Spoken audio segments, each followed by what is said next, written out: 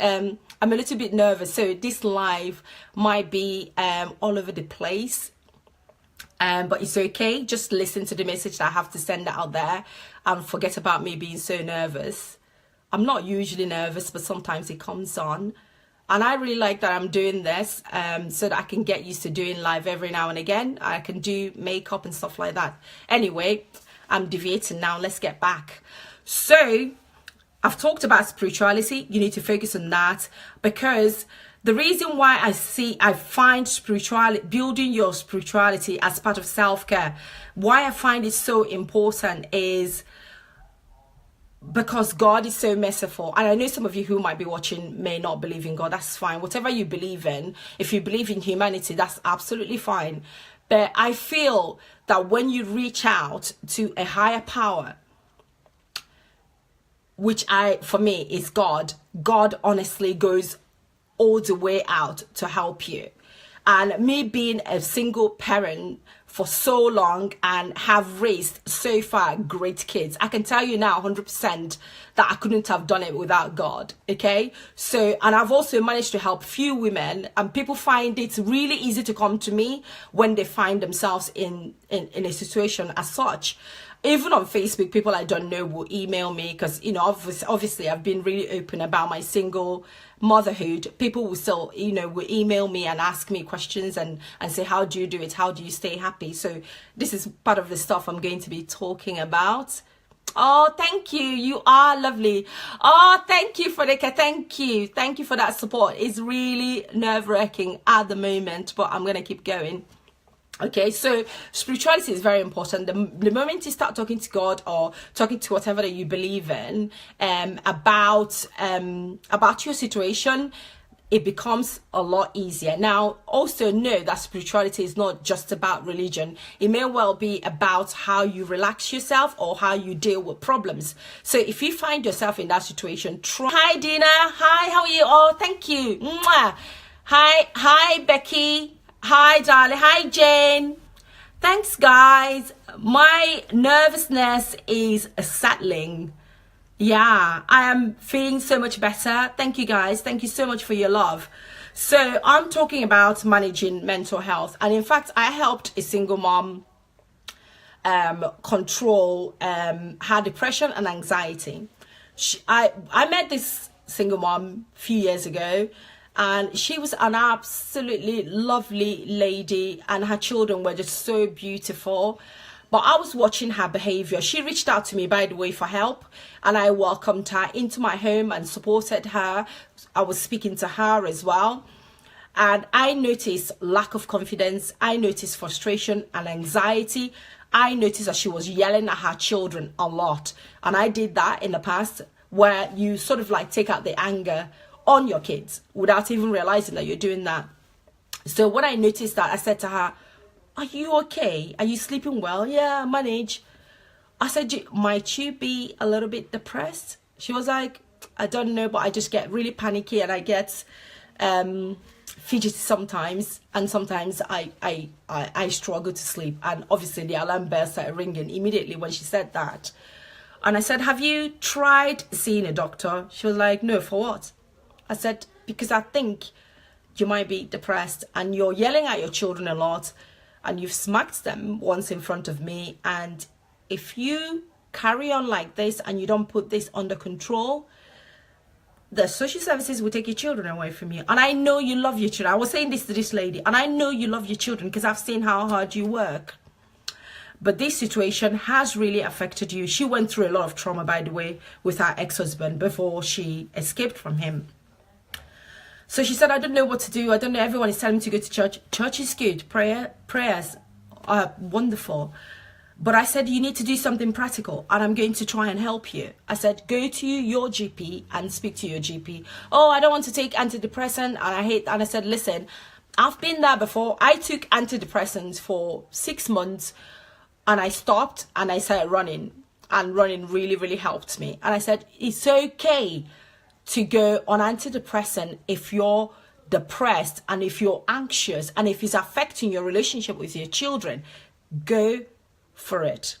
And eventually she agreed, and she went to her GP, and I mean, I don't know about where you live. I don't know where about your country, because I know some people are watching from different places. But I mean, here in Buckinghamshire, we're really lucky. Or I can't speak for everybody. I feel really lucky with all the GPs that I've seen. GPs, for those of you in Nigeria, GPs stands for general practitioner. It's basically a doctor. So anyway, she went to see her doctor. She got prescribed antidepressants, low dose, and she was also encouraged to start counseling, and she went for counseling as well. And I tell you guys, within a couple of months, she was a totally different lady. She was spending more time with her children. She was happier in herself. And I said to her, now that you've obviously been getting this help and you're on your medication, the other thing that you can do to help yourself is to start exercising, because it's a natural antidepressant. You will feel happy with yourself. You'll be in great shape, as well as, you will just feel good about yourself. And she started exercising. I can tell you now that this lady is doing extremely well in herself. She's in a relationship at the moment with someone who loves her, and she's happy, and her children are happy. The reason why I told you this story, after your mental health is extremely important, and you've got to do it. So if you find that you're depressive, you cry a lot for no reason or for little reasons, you might need to go and see somebody. It may not really be depression. It could be low mood. You could be exhausted. And in which case, whoever you talk to might be able to guide you to find out the reason why you're feeling the way that you're feeling, and then offer you help. You can get help from your doctor. You can get help from churches. Okay. I know that for me as a Christian, I like to approach things biomedically as well as holistically. So I like to, if I'm not well, or if I feel, for example, depression, I would actually go and see my doctor, and again, approaching it that way. And also holistically, I would go towards my God. I would pray a lot. I would ask people to pray for me. And that was in the past. I would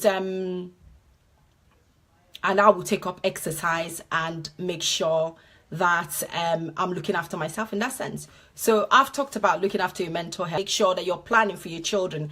There'll be colleges to come, there'll be universities to come, and you need to be well equipped for that. There'll be school trips to come as well. Put money aside for yourself and for your children. However, you never know.